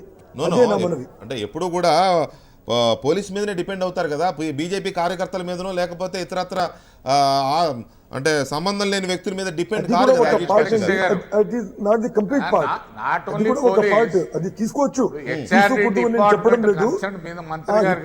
ఇంకా వేరే సోర్సెస్ కూడా చూస్తే అసలు విషయం బయట వచ్చేది. చెప్పండి సుఖేంద్ర రెడ్డి గారు ఏమంటారు? ఇప్పుడు ఒక పోలీస్ మీదనే డిపెండ్ కాకుండా వారి మంత్రి గారి శాఖకు సంబంధించినటువంటి యూనివర్సిటీ కాబట్టి అక్కడ యూనివర్సిటీ వైస్ ఛాన్సలర్ గారు ఉన్నారు, అక్కడ డీన్ ఉన్నారు, ఫ్యాకల్టీ ఉన్నారు. జరిగినటువంటి వాస్తవాలు ఏందో వారికి డెఫినెట్గా మంత్రిగా వారికి వాళ్ళ శాఖ వాళ్ళ యూనివర్సిటీ పెద్దలు చెప్పి ఉండాలా, వాళ్ళతో రిపోర్ట్ తెప్పించుకొని ఉండాలా. ఎందుకంటే నాట్ ఓన్లీ పోలీస్ కదా, వాళ్ళ శాఖ వాళ్ళు కూడా అక్కడ ఉన్నారు కదా. ఒక క్రైమ్ జరిగినప్పుడు ఇన్వెస్టిగేటింగ్ బాధ్యత అనేది పోలీసుల మీద ఉంటుంది. వీసీ గారు చెప్పలేదు, వీసీ గారిని మంత్రి అడగలేదని ఎవరు అనుకోవడానికి ఆస్కారం లేదు. వీసీ గారినే మీరు అపాయింట్ చేసినారు, వీసీ గారే పక్షపాతం వహిస్తున్నారు, వీసీ గారినే పంపించమని గోల జరుగుతున్న సందర్భం లోపల వీసీ గారు ఇచ్చినటువంటి నివేదికనే తెలంగాణ పోలీసు వాళ్ళు హైకోర్టుకి ఇచ్చిన అఫిడవిట్ వెంకటకృష్ణ గారు మీకు నాకేదో మనం గట్టిగా స్ట్రెస్ చేసి మాట్లాడుతున్నాము. అసలు వీసీ ఏమి ఇచ్చాడు రిపోర్ట్ అనేది కూడా ఇంపార్టెంట్ కదా, బయట ప్రపంచానికి తెలియాల్సిన అవసరం ఉంది. వీసీ ఈ ఘటన మీద ఏం చెప్పాడు, తన బాధ్యతగా మంత్రి గారికి కానీ లేదా హెచ్ఆర్డి మినిస్ట్రీకి కానీ ఏం జరిగింది, తన ఫ్యాక్ట్స్ ఏమి ఇచ్చాడు అనేది కూడా తెలియాలి కదా. ఆ డాక్యుమెంట్ ఎందుకు బయటకు రావట్లేదు? ఇప్పుడు ఆ రోజు తర్వాత వీసీని ఎందుకు ప్రొటెక్ట్ చేస్తున్నారు? ఒక్క నిమిషం వీసీ గారిని ప్రొటెక్ట్ చేయలేదు, వీసీ గారు లీవ్ లో వెళ్ళిపోయారు, కొత్త వీసీ గారు వచ్చారు. అక్కడికి రికార్డ్స్ అన్ని కూడా ఆఫీస్ లో అవైలబుల్ ఉంటాయి సార్ వెంకటకృష్ణ గారు. దాన్ని ఎవరు డినే చేయడానికి లేదు, దాన్ని ఎవరు దాచిపెట్టుకోవడానికి రావట్లేదు కదా. ఒక్క నిమిషం దాన్ని ఎవరు అడుగుతున్నారు? ఎవరు అడుగుతలేరు అక్కడ. వీసీ గారు అసలు నివేదిక పంపించినారా, సంఘటన జరిగిన తర్వాత ఆయన క్యాంపస్ లోకి రానివ్వలేదా, ఏం జరిగింది అనే దాని మీద ఇంకొక చర్చ జరుగుతూ ఉంది. అదంతా సెకండరీ ఆస్పెక్ట్. ఇక్కడ నేనే ఉంటున్నాను, ఒక నేరం క్రైమ్ అంటే క్రైమ్ జరిగినప్పుడు దాన్ని ఇన్వెస్టిగేట్ చేయాల్సింది పోలీసు వాళ్ళే సార్. ఏ దేశంలో అయినా పోలీసు వాళ్ళే ఇన్వెస్టిగేట్ చేస్తారు సార్. ఐ విట్నెస్లు ఏం చెప్పినా రాసుకొని మళ్ళీ కోర్టుకు చెప్పేది పోలీసు వాళ్ళే సార్. పోలీసు వాళ్ళు రాసిన కాగితాల మీదనే కోర్టులలో వాదనలు జరుగుతాయి, దాని మీదనే ముద్దాయా, నేరస్తుడా, శిక్ష పడాలా, పడకూడదా, బెయిల్ ఇవ్వాలా, ఇవ్వకూడదు, ఇవన్నీ దాంట్లోనే జరుగుతుంటాయి కదా సార్. అట్లాంటప్పుడు ఇక్కడ పోలీసు వాళ్ళు చేస్తున్నటువంటి ఇన్వెస్టిగేషన్ మీకు నాకు తప్పుడు కాగితాలు ఏమైనా తప్పుడు మాటలు చెప్పినా హైకోర్టుకి రాతపూర్వకంగా సంతకం పెట్టి అఫిడవిట్ స్వాన్ స్టేట్మెంట్ అంటాం, అది ఇచ్చినప్పుడు కూడా తప్పుడు స్టేట్మెంట్ ఇస్తారని అనుకోవచ్చా సార్? అందుకనే దాన్ని పార్లమెంట్లో చదివేటప్పుడు this is the report submitted by the police of Telangana to the honourable high court of Andhra Pradesh and Telangana అన్నారు. ఇంకా ఏ రిపోర్ట్ మీద బేసిస్ చేసుకుని ఒక నేరం గురించి మనం చర్చ పెట్టగలుగుతాం? వెంకటమూర్తి గారు, ఎనీ ఎవిడెన్స్ లో డైరెక్ట్ ఎవిడెన్స్ ఒకటి, సర్కమ్స్టెన్షియల్ ఎవిడెన్స్ ఒకటి, దెన్ హియర్సే. ఇక్కడ మన సెడిషన్ కేసు 124A లో కూడా ఓన్లీ పోలీస్ వర్జన్ కాదు, పోలీస్ వర్జన్ తో సహా అక్కడ సెక్యూరిటీ గార్డ్స్ ఇంకా వేరే ఎవరు ఉన్నారో 16 అక్కడ ఇది ఉందండి. అట్లనే ఇక్కడ కూడా ఓన్లీ పోలీస్ వర్జన్ తో సహా ఇంకా వేరే సర్కమ్స్టెన్షియల్ ఎవిడెన్స్ ఇంకా వేరే ఎవిడెన్స్ కూడా పెడితే అప్పుడు ఒక రకంగా నిజం మాట అని చెప్పవచ్చు. అజీజ్ పాషా గారు డాక్టర్ స్టేట్మెంట్ రికార్డ్ చేసినారు తెలంగాణ పోలీసు వాళ్ళు. ఆ రూమ్ లోకి మొట్టమొదటి పోయి శవాన్ని కిందికి దించినటువంటి విద్యార్థి స్టేట్మెంట్ రికార్డ్ చేసినారు. ఆ రూమ్ కి అడ్జసెంట్ గా ఉన్నటువంటి విద్యార్థుల స్టేట్మెంట్స్ రికార్డ్ చేసినారు. ఇవన్నీ born by record Gachibowli police station లో రెడీగా ఉన్నాయి. తెలంగాణ ప్రభుత్వం ప్రతి కాపీని కూడా దాన్ని తీసుకొచ్చి రాతపూర్వకంగా ట్రాన్స్లేట్ చేసి ఇంగ్లీష్లో కూడా ట్రాన్స్లేట్ చేసి హైకోర్టు జడ్జిలకు సబ్మిట్ చేయడం జరిగింది. దాంట్లో ఎవరికి ఎట్లాంటి అనుమానాలు ఉండొద్దు. మీరు అన్నారే అక్కడ కూడా సెక్యూరిటీని ఎంక్వైరీ చేసినారని, ఇక్కడ కూడా సెంట్రల్ యూనివర్సిటీ ఆఫ్ హైదరాబాద్ లో కూడా సెక్యూరిటీ గార్డ్ స్టేట్మెంట్స్ రికార్డ్ చేసి ఉంచినారు. నర్సయ్యగౌడ్ గారు, చెప్పండి. తెలంగాణలో జరిగింది ఘటన కాబట్టి ఇక్కడ ఎక్కడ జరిగినా కూడా ఇన్వెస్టిగేషన్ ఎవరు చేస్తారో ఆ రిపోర్ట్స్ని బేస్ చేసుకుంటారు. ఒకటి దట్ ఈస్ క్రూషియల్. ఆ ఇన్వెస్టిగేషన్ ఏజెన్సీ, అది పోలీస్ కావచ్చు, సిబిఐ కావచ్చు, సిఐడి, ఏదైతే అది వాళ్ళు ఇచ్చే రిపోర్ట్స్ మీదనే గవర్నమెంట్స్ రెస్పాండ్ అవుతాయి తప్ప మీరో నేనో వెళ్ళి ఆఫ్ ది రికార్డ్ చెప్పిన మాటలు అది అథెంటిక్గా ఉండవు. అథెంటిక్గా ఎవరు ఇన్వెస్టిగేషన్ ఏజెన్సీ అయితే వాళ్ళు చెప్పిందే ఇష్యూ అవుతుంది. ఒకటి. రెండోది, ఇక్కడ కీలకమైన పాయింట్, వీసీ ఏమి ఇచ్చాడు, అసలు వైస్ ఛాన్సలర్ ఏమి ఇచ్చాడు అనేది కూడా తెర మీదకి రావాలి. ఆయనేమో లీవ్లో పంపించారు గొడవలు చేయడం వల్ల, మరి అది తెలియదు. సో ఓవరాల్గా మీరు ఇందాక అన్నట్టుగా ఇవన్నీ పక్కన పెట్టేసి ఇష్యూ ఎటో పోయింది, ఎందుకని వెళ్ళింది ఇష్యూ?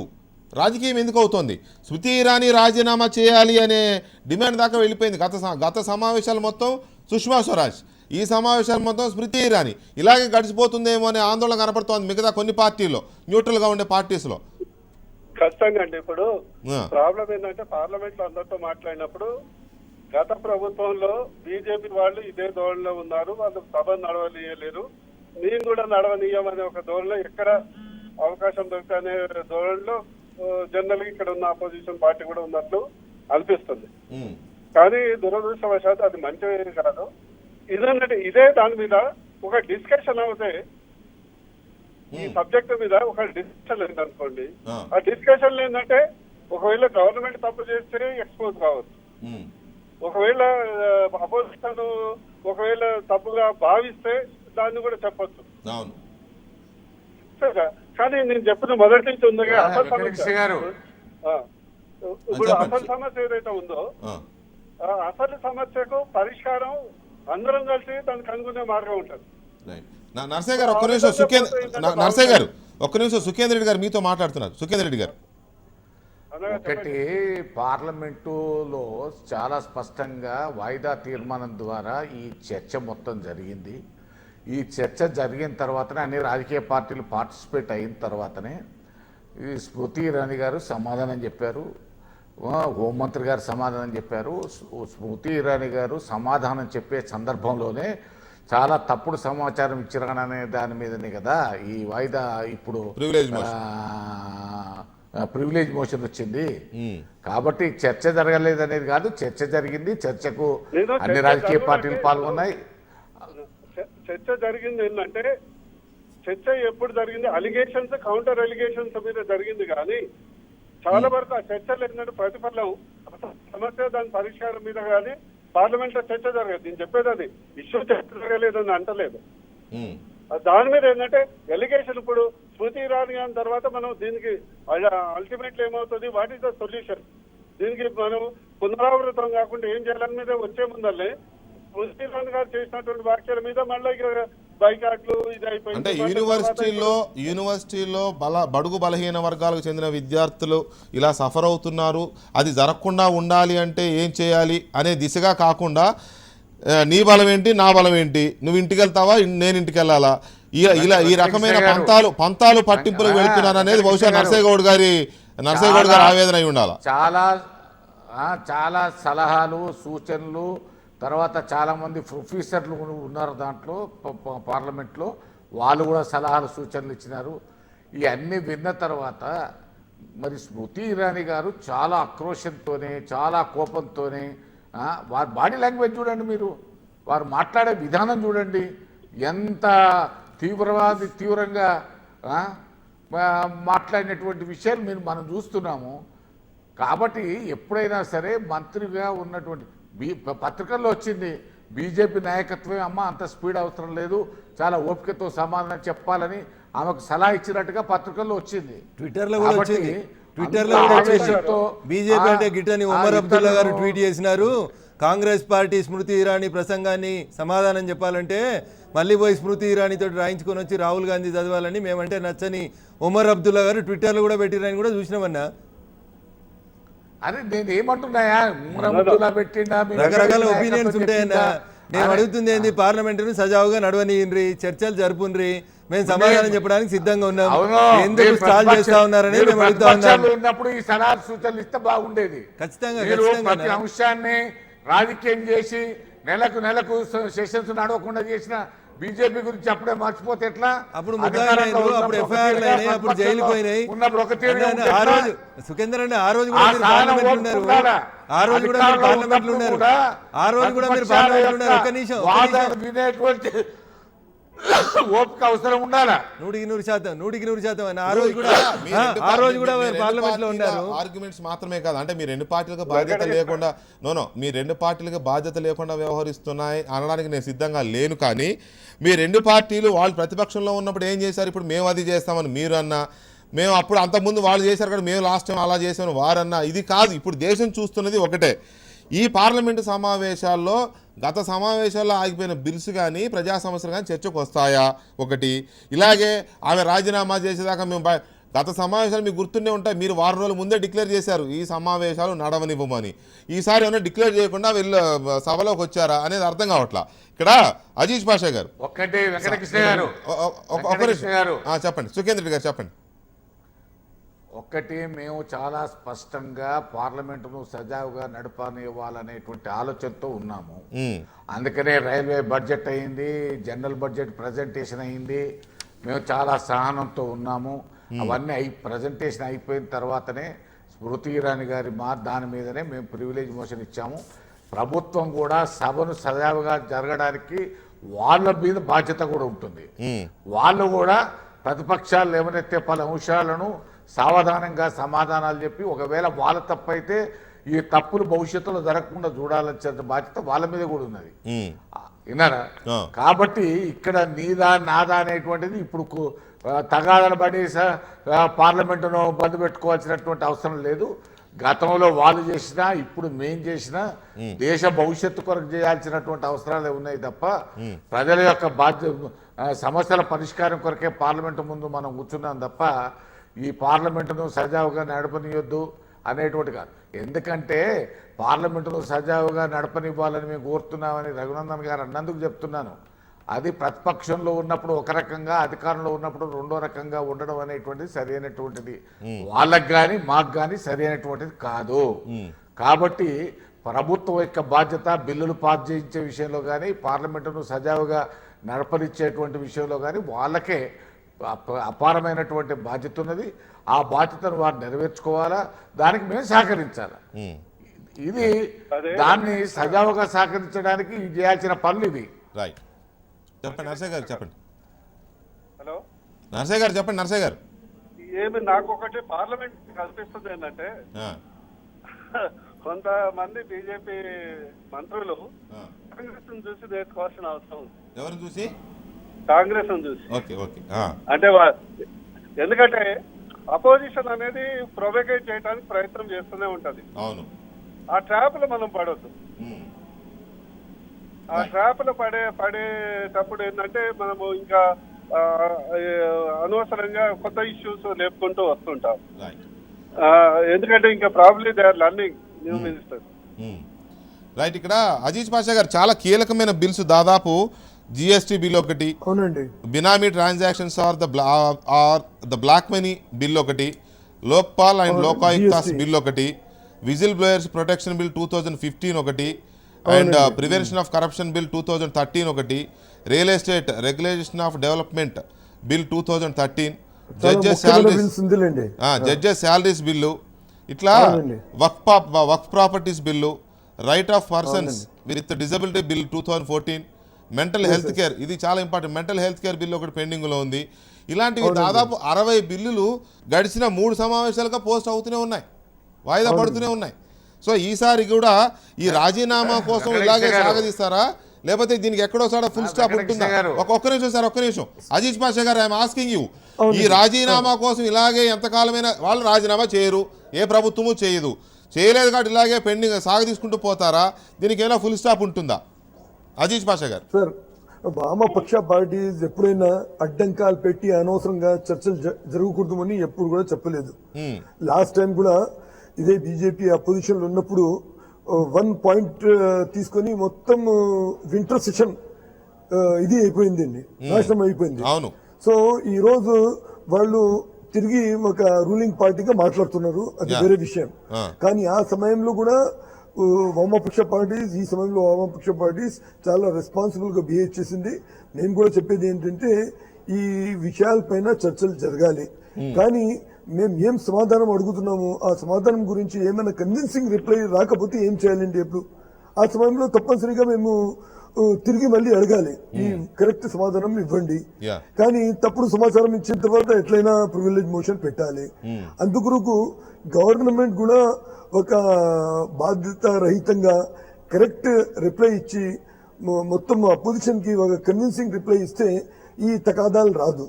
సో మేము కూడా చెప్పేది ఏంటంటే చాలా ఇంపార్టెంట్ బిల్స్ పెండింగ్ లో ఉంది, ఎట్లయినా చర్చలు చేసి అది పాస్ చేయడానికి అందరిపైన ఇది బాధ్యత ఉంది. కానీ అసలు ముఖ్యమైన బాధ్యత రూలింగ్ పార్టీ పైన. వాళ్ళు ఇంపార్టెంట్ క్వశ్చన్స్ గురించి వాళ్ళు కన్విన్సింగ్ రిప్లై ఇవ్వాలి. రైట్, అందులో కానీ డౌట్ తప్పుడు సమాచారం ఇస్తే ఇదే జరుగుతుంది అండి. సుఖేంద్ర రెడ్డి గారు అన్నట్టు, నేను నర్సయ్య support చేయటం గౌడ్ లేదు. గారు అన్నట్టు కానీ fait accompli. విపక్షం కొన్ని ఇది ఇష్యూస్ ఫేట్ కంపెనీ అని మేము చెప్తున్నామండి. ఎస్ విపక్షం కొన్ని ఇష్యూస్ తీసుకొచ్చి అధికార పక్షాన్ని రికార్డులో పెట్టాలని చూస్తుంది. ఏదో రకంగా వాళ్ళని దోషం చేయాలనే చూస్తాయి. వాళ్ళు బ్యాలెన్స్గా ఉండి సభ నడుపుకోవాల్సిన బాధ్యత ఉంటుంది. అయితే ఇక్కడ రఘునందన్ గారు, సరే ఈ సమాధానాల మీదనే ఇష్యూ జరుగుతూ ఉంటే చాలా బ్యాలెన్స్గా వెళ్ళాల్సిన టైంలో ఈ దుర్గాదేవి ఇష్యూని తీసుకొచ్చి ఆమె ఇంకొక లేనిపోని ఇష్యూ తీసుకొచ్చారు. ఎక్కడ జరిగిందో ఏం జరిగిందో ఎవరు చేశారో తెలియదు. దుర్గాదేవి ఇష్యూ తీసుకొచ్చి వాళ్ళ సభ అంతా కూడా మళ్ళీ గందరగోళం అయ్యే పరిస్థితి. అక్కడ కొంతమంది మనోభావాలు దెబ్బతిన్నాయి. ఎవరు చేశారో తెలియదు, కానీ దుర్గాదేవిని ఇట్లా నువ్వు మాట్లాడి మనోభావాలు దెబ్బతీస్తావా అనే రకంగా ఇప్పుడు ఇంకో ఇష్యూ తెర మీదకి వచ్చింది. అంటే ఆమె సెంటిమెంట్గా దుర్గాదేవిని తీసుకొని సెంటిమెంటల్గా వాడుకుందామని ప్రయత్నం చేసినట్టు కనబడుతుంది ఈ విషయంలో మాత్రం. ఇప్పుడు జరిగిన సంఘటనల్ని, పాఠ్యపుస్తకాల్లో రాసినటువంటి పాఠాలని, వివిధ సంఘటనల్ని ఉదాహరణలుగా కోట్ చేస్తున్న సందర్భంగా యూనివర్సిటీలో జరిగినటువంటి ఇంకొక సంఘటన గురించి వారు ప్రస్తావించినారు. జరగని సంఘటన ప్రస్తావించడం కానీ, లేని పాంప్లెంట్లను ప్రస్తావించడం కానీ, కావాలని ఇంకో ఇష్యూ రేజ్ చేయాలని కానీ వారు చెప్పలేదు. చెప్తూ దేశంలో ఎవడో ఎక్కడో ఏదో పాంప్లెట్ వేసుకుంటారు సార్, అన్ని తీసుకొచ్చి పార్లమెంట్ చదివేస్తారా? ఒక్క మాట సార్, దేశంలో ఎక్కడో కాదు సార్, మేధావుల్ని తయారు చేసి దేశ భవిష్యత్తును నిర్మించాల్సినటువంటి విశ్వవిద్యాలయాలలో ఇట్లాంటి సంఘటనలు జరుగుతూ ఉన్నాయి. ఇది బాధాకరం. గతంలో పెట్టినటువంటి సిలబస్ను కూడా ఇట్లా వక్రీకరించినారు. ఇగో ఇన్ని సంఘటనలు జరిగినాయి, ఇవన్నింటినీ మనం చర్చించాల్సిన అవసరం, లోతుగా చూడాల్సిన అవసరం ఉంది అని చెప్తున్న సందర్భంలో జరిగినటువంటి ఒక ఉదాహరణని వారు with the permission of the speaker అంటూనే అక్కడ కోట్ చేసినట్టు నాకు అర్థమైంది. సరే, దాంట్లో ఏమైనా తప్పు ఉందని సుఖేందర్ రెడ్డి గారు అంటే డెఫినెట్గా వీల్ రెక్టిఫై ఇట్. అది మంత్రులు చేసుకుంటారు, ఆ మాత్రం తెలియకుండా ఎవరు ఉంటారని నేను అనుకోవట్లేదు. రెండోది పేషెన్సీగా ఉండాలి. రాష్ట్ర కేంద్ర ప్రభుత్వాలు ఏవైతే అధికారంలో అయినా వాళ్ళు బాధ్యతగా ఉండాలంటున్నారు. ఇప్పుడు జిఎస్టీ బిల్లు తీసుకుందాం సార్. జిఎస్టీ బిల్లు తెచ్చింది కాంగ్రెసే కదా సార్. ఇప్పుడు పెట్టినటువంటి ఈ 3 పాయింట్లు, లేదా సోనియా గాంధీ గారు, మన్మోహన్ సింగ్ గారు వెళ్ళి ఆర్థిక మంత్రి గారితో, వెంకయ్య నాయుడు గారితో, మోడీ గారి ఇంటికి వెళ్ళి చర్చించిన రోజు వారు చెప్పిన 3 అబ్జెక్షన్స్లో 2 క్లియర్ చేసినారు కదా. ఒక అంశం మీద చర్చ జరగాలంటే పార్లమెంట్లో చర్చ జరపవచ్చు కదా సార్. దాని మీద లోక్సభ పాస్ చేసినటువంటి బిల్లును రాజ్యసభలో పాస్ చేయకుండా ఆపడం వల్ల కాంగ్రెస్ పార్టీ ఏం లబ్ధి కోరుతుంది? మా మానస పుత్రిక మేము తెచ్చిన బిల్లే, మీరు తెచ్చిన బిల్లే కదా, లెట్ డిస్కస్. మీరు పెట్టుంటే మరి ఈ 3 పాయింట్లకు వ్యతిరేకంగా మీరు వేరే పాయింట్లు ఏమైనా పెడితే మేము మార్చిన ఏమైనా ఉంటే దాన్ని సభలో చెప్పండి ప్రజల ముందు. ఎందుకు డిబేట్ జరగనియరు అంటున్నాం. ఇది మీకు కూడా వర్తిస్తుంది కదా. ఇక్కడ ఈ దేశంలో దేవుడు ఉన్నాడనే వాళ్ళు ఉన్నారు, లేడనే వాళ్ళు ఉన్నారు. దుర్గాదేవి ఉందని మొక్కే వాళ్ళు ఉన్నారు, లేదా నమ్మే అసలు దేవుడు లేడనే వాళ్ళకి దుర్గాదేవితో పనే లేదు. అలాగే మనం ఏంటంటే దుర్గాదేవిని మంచి అని, మహిషాసురుడు రాక్షసుడు రూపంలో చెడు అని, మంచి చెడుగానే చూస్తాం తప్ప దేవుడు ఉన్నాడనుకుంటే ఉన్నాడు, లేడనుకుంటే లేడు. దేవుడు ఉన్నాడనుకునే వాళ్ళకి రాక్షసుడు కూడా ఉంటాడు, దేవుడు లేడనే వాడికి రాక్షసుడు కూడా ఉన్నాడు. అది 2 మంచికి చెడుకి 2 సింబల్స్. అంతవరకే మనం చూస్తే కొంతమంది దేవుడని నమ్మే వాళ్ళకి దుర్గాదేవితో మహిషాసురుడు కాపురం చేశాడు అనే రకాల కరపత్రాలు ఒక యూనివర్సిటీలో పంచడం అని అంటే మరి అది డెఫినెట్గా ఈ భారతదేశం అనేది ఒక ధర్మం మీద ఆధారపడే నడిచే హిందూ దీని మీద వెంకటకృష్ణ గారు చెప్పండి. అది కూడా తప్పు పట్టాల్సిన అవసరం ఉంటుంది కదా అనేది. ఒక మంత్రిగా, బాధ్యత కలిగినటువంటి మంత్రిగా, దేశంలో బీజేపీలో ఉన్నటువంటి చాలామంది మంత్రులు, పార్లమెంట్ సభ్యులు చాలా సందర్భాల్లో ఈ మతాలకు సంబంధించిన దాంట్లో ప్రజలు రెచ్చగొట్టే పద్ధతులు వివరిస్తున్నటువంటి చాలా ఆరోపణలు వస్తున్నాయి. వాస్తవం, ఆరోపణలు కాదు వాస్తవం. వాస్తవాలు ఉన్నప్పుడు ఒక మంత్రిగా దుర్గాదేవిని ఒక సెక్స్ వర్కర్గా అన్నారు. ఈ రకమైనటువంటి విషయాలన్నీ పార్లమెంట్లో మంత్రిగా చెప్పడం భావ్యం కాదనేటువంటిది, దానివల్ల చాలా మంది హర్ట్ అవుతారు అనేటువంటిది. ఏవి చెప్పాలనో అవి చెప్పాలా, చెప్తేనే నాకు అర్థం కాదు. అది కాదు, ఏవి చెప్పాలనో అవి చెప్పాలా. రోహిత్ జరిగిన సంఘటన గురించే చర్చ జరుగుతా ఉన్నాం. కన్నయ్య కుమార్ విషయంలో కూడా జరిగిన సంఘటన గురించే చర్చ జరగాలంటూ ఉన్నాం. ఒక విషయంలో ఒక చర్చ, ఇంకో విషయంలో ఇంకో చర్చ. సురేందర్ గారు, డాక్టర్లు ఉన్నారు, ఈ సంఘటనలు బహిరంగంగా జరిగినటువంటి. కానీ దుర్గాదేవి గురించి మాట్లాడింది ఎవరు? దుర్గాదేవి సంఘటనలు ఎక్కడ చూసినారు? దానికి సంబంధించిన పాంప్లెట్స్ ఉన్నాయనే కదా వారు చెప్పింది. పర్యవేక్షణలో జరిగినాయా? క్యాంపస్ క్యాంపస్ లో జరిగినాయి. ఆమె తీసుకొచ్చి ప్రజల్లో అనవసరమైనటువంటి ఆమె ఏమన్నది చెప్పుకుంటూ బెంగాల్లో దుర్గాదేవి గురించి ఈ రకమైనటువంటి మాటలు జరుగుతుంటే బెంగాల్ ప్రజలు ఊరుకుంటారని ఆమె మాట్లాడింది. ఎందుకు ఆ ప్రాంతానికి సంబంధించిన ఎంపీ గారు మాట్లాడారు కాబట్టి రెచ్చగొట్టే పద్ధతుల్లో మంత్రి వివరించడం ఎంతవరకు కరెక్ట్? రైట్. అజీజ్ పాషా గారు, ఎందుకు దుర్గాదేవి ప్రస్తావన స్మృతి ఇరానీ తీసుకొచ్చింది అనుకుంటున్నారు? మీ అబ్జర్వేషన్ ఏంటి? అదే అండి, ఇది ఎంత సెన్సిటివ్ ఇష్యూ. అసలు చూస్తే ఎవరు అది ప్రింట్ చేశారు, అది ఎవరి మీద మీరు బాధ్యత పెడుతున్నారు? అనవసరంగా ఈ చర్చలు తీసుకొని వచ్చిన తర్వాత న్యాచురల్గా ఈ మొత్తం సెషన్లో టెన్షన్ వచ్చి డీరేల్ అవుతుంది. సో ఈ బాధ్యత ఎవరిది? మినిస్టర్ది. స్మృతి ఇరానీ గారు అనవసరంగా ఇది తీసుకొని మళ్ళీ అనవసరంగా బాధ్యత లేని వ్యక్తులు ఎక్కడో కరపత్రాలు పంచుకుంటే దాన్ని తీసుకొచ్చి పార్లమెంట్ లో ఇవ్వడం అంటే నిజంగా ఇవాళ అసలు జరిగింది ఎక్కడ జరిగింది ఎవరికి తెలియదు. యూనివర్సిటీలో ఎక్కడో జరిగింది, ఈ దేశంలో తెలియదు ఎవరికి. ఇప్పుడు ఆమె మాట్లాడబట్టి దుర్గాదేవిని సెక్స్ వర్కర్ అనే రకంగా జరిగిన ఎవడో చేసిన దాన్ని తీసుకొచ్చి అక్కడ చదవడం వల్ల ఇవాళ దేశం మొత్తం కూడా దాని మీద మాట్లాడుకోవాలి. అవసరమా అది? జరగని సంఘటన గురించి వారు మాట్లాడుంటే దాన్ని తప్పుపడతారు. ఈ పురాణాలు సార్, జేఎన్యూలో జరిగినటువంటి ఒక సందర్భంలో ఇట్లా దుర్గామాతను కించపరుస్తూ ఇట్లాంటి పాంప్లెంట్స్ చేస్తా ఉన్నారు. Is this the culture what we are educating? Culture గురించి వచ్చినప్పుడు ఏదో ఒక యూనివర్సిటీలో ఏదో ఒక మూల నలుగురు బాధ్యత లేని వ్యక్తులు చేసిన దాన్ని పార్లమెంట్ లో మాట్లాడితే దేశం మొత్తం కూడా బాధపడే వ్యవహారం కదా. పైగా దుర్గాదేవిని అమ్మవారు అంటారు. అమ్మవారి భక్తులందరూ ఇవాళ ఎట్లా ఫీల్ అవుతారు? అవసరమా ఇదంతా? నలుగురు అవసరం లేని వ్యక్తులు చేసినటువంటి విషయం కాదు.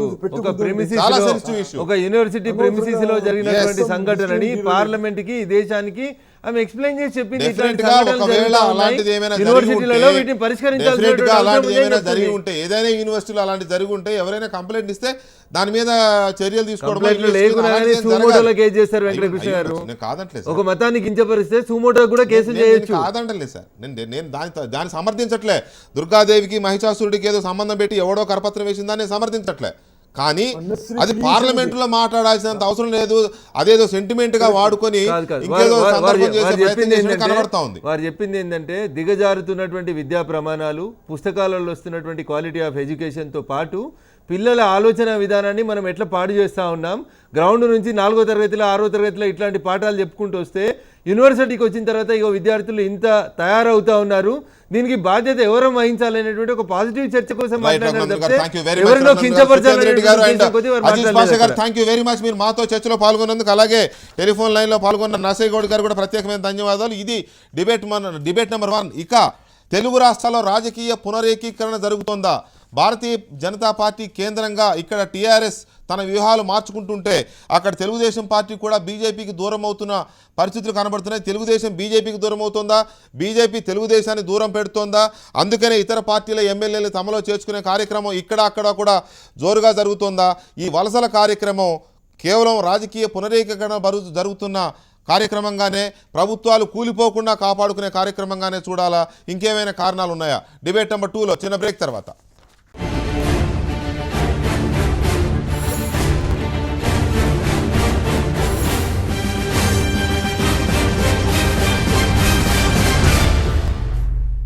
ఇకపై ఇదే ఇది మాత్రమే, ఇకపై ఇదే ఇది